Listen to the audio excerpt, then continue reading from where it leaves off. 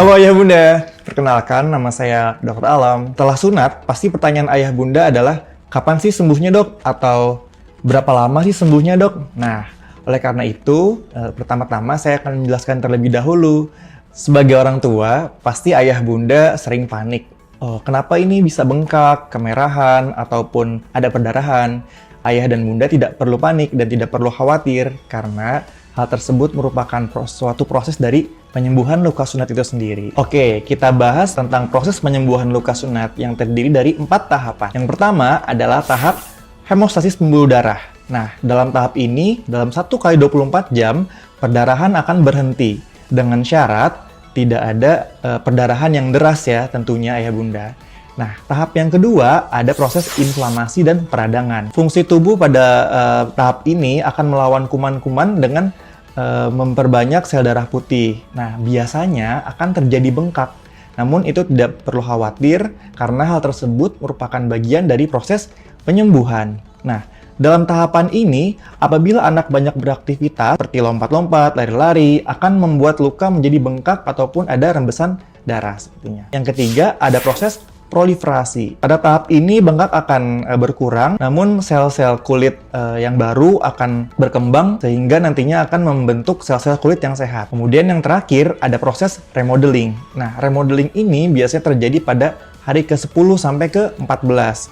Di mana bengkak juga sudah berkurang, kemudian kulit-kulit sel mati juga sudah terangkat, dan juga sel kulit di sini sudah mulai menebal. Oke, setelah kita sama-sama tahu mengenai tahapan-tahapan penyembuhan luka sunat, ayah dan bunda juga perlu tahu bahwa yang pertama, setelah sunat, itu anak baru boleh mandi 1 kali 24 jam setelah sunat. Setelah itu, apabila dalam periode tersebut, dalam 1 kali 24 jam, anaknya itu buang air kecil, maka tidak perlu khawatir. Ayah dan bunda cukup menyemprotkan dengan menggunakan spray seperti ini. Disemprotkan, kemudian ditap-tap menggunakan tisu kering seperti ini. Lalu tap-tap saja menggunakan tisu kering seperti ini. Nah, seperti itu ayah bunda.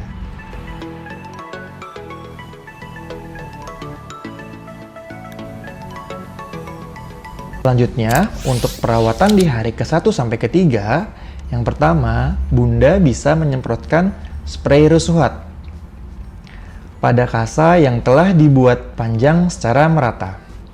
Lalu, lilitkan kasa ke bagian pangkal penis, jangan terkena lem atau kepala penisnya ya, kurang lebih selama 10 menit.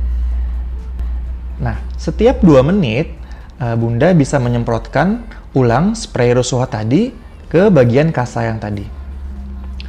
Kemudian, oleskan salep ke bagian pangkal penis menggunakan cotton bud secara tipis dan merata. Bunda bisa melakukan serangkaian kegiatan tersebut sebanyak 3 kali dalam sehari. Dan untuk perawatan di hari ke-4 sampai seterusnya, bunda juga bisa menyemprotkan spray rusuhat ke bagian kasa yang dibuat panjang secara merata. Kemudian, lilitkan kasa melingkari keseluruhan penis, termasuk kepala penis, selama 10 menit. Setelah itu, semprotkan wound cleanser secara menyeluruh di bagian penisnya. Lalu, seka menggunakan kasa kering secara perlahan sembari diberi sedikit pijatan, supaya kerak lem dan juga eksudat dapat terangkat.